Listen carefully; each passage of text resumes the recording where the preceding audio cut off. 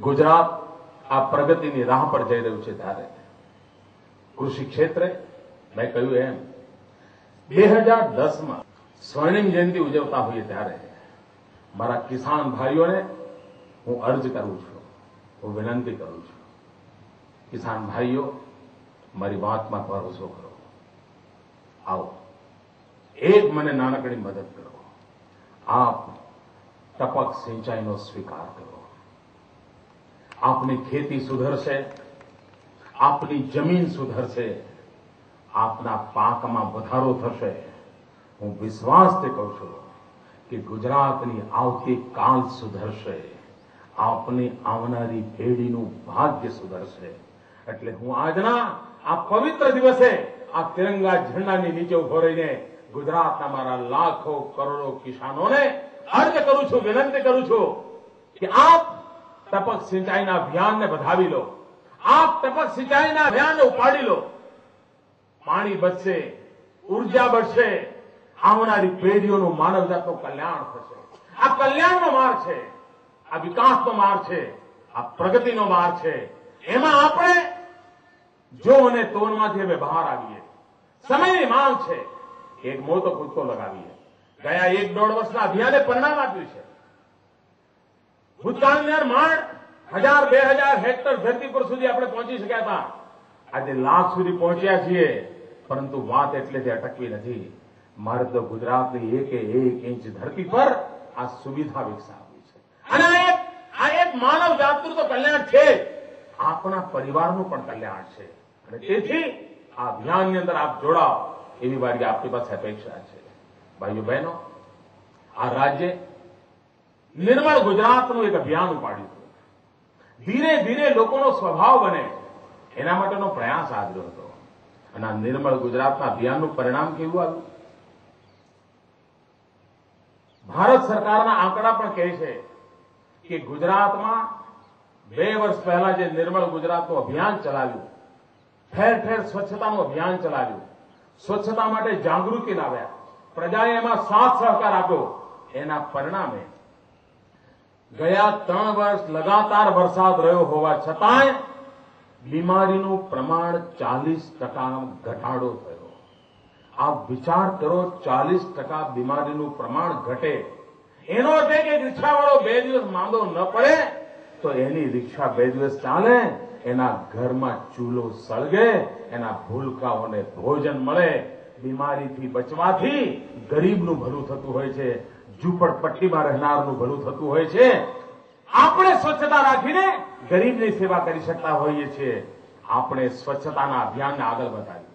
આ વખતે આપણે નિરોગી બાળ વર્ષ લઈને આગળ વધી રહ્યા છીએ.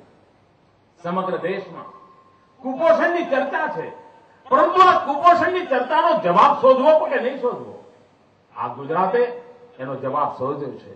બાળભોગ યોજના, ફોર્ટિફાઈડ આટાની વ્યવસ્થા, ફોર્ટિફાઈડ તેલની વ્યવસ્થા, ફોર્ટિફાઈડ દૂધની વ્યવસ્થા, સુખડી દાનનું અભિયાન, દૂધ દાનનું અભિયાન, એવા અનેકવિધ પ્રયોગો એક સાથે આવી રહ્યા છે. અને કુપોષણમાંથી માતા બહાર આવે, બાળકો બહાર આવે, નિરોગી બાળ વર્ષની અંદર એક જાગૃતિ બને, જે સામાન્ય આરોગ્યના નિયમો છે એનું પાલન કરતો થાય. વિદ્યાર્થી હાથ ધોઈને જમતો થાય એવી ટેવ પાડવામાં વાંધો શું? સમય સમય પર નખ કાપે તો ખોટું શું? સ્નાન કરવાની ટેવ પડે તો ખોટું શું? નિરોગી બાળ વર્ષ એના માટેનું એક અભિયાન આ રાજ્ય ઉપાડ્યું છે.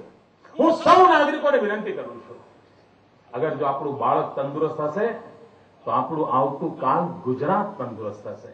અને આવતીકાલનું ગુજરાત તંદુરસ્ત રાખવું હશે તો આજના બાળકને તંદુરસ્ત રાખવું પડશે. એક સમાજ તરીકે જવાબદારી ઉપાડીએ, એક સમાજ તરીકે કર્તવ્ય નિભાવીએ, એક પરિવાર તરીકે કર્તવ્ય નિભાવીએ, એક વ્યક્તિ તરીકે કર્તવ્ય નિભાવીએ. અને આ સમાજનું કામ છે. આ સમાજના કામમાં આપણે પૂરક બનીએ.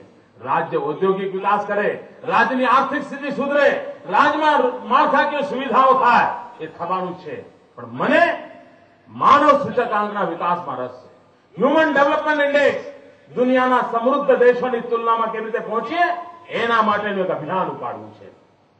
એમાં શિક્ષણ હોય, સારું શિક્ષણ હોય, આરોગ્ય હોય, સુલભ આરોગ્ય હોય.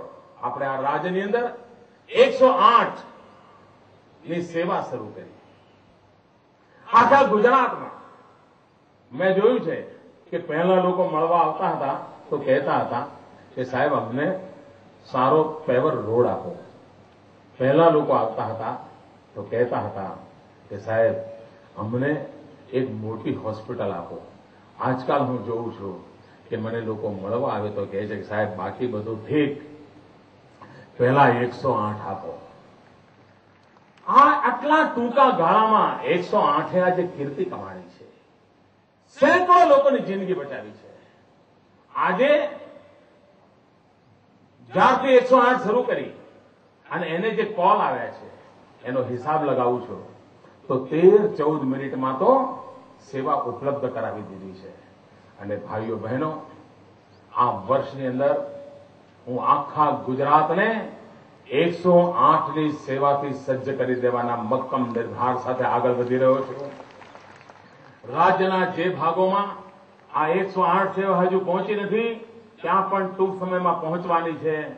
સરેરાશ 1.5 લાખ નાગરિકોએ એટલે લગભગ 30,000 કુટુંબોએ એક 108ની સેવા ઉપલબ્ધ થાય. અને આપને અનુભવના આધારે કહું છું કે આ માળખું ઊભું થવાને કારણે દર 7 મિનિટે એક જિંદગી બચાવવામાં આપણને સફળતા મળવાની છે. કેટલી મોટી માનવની સેવા થવાની છે.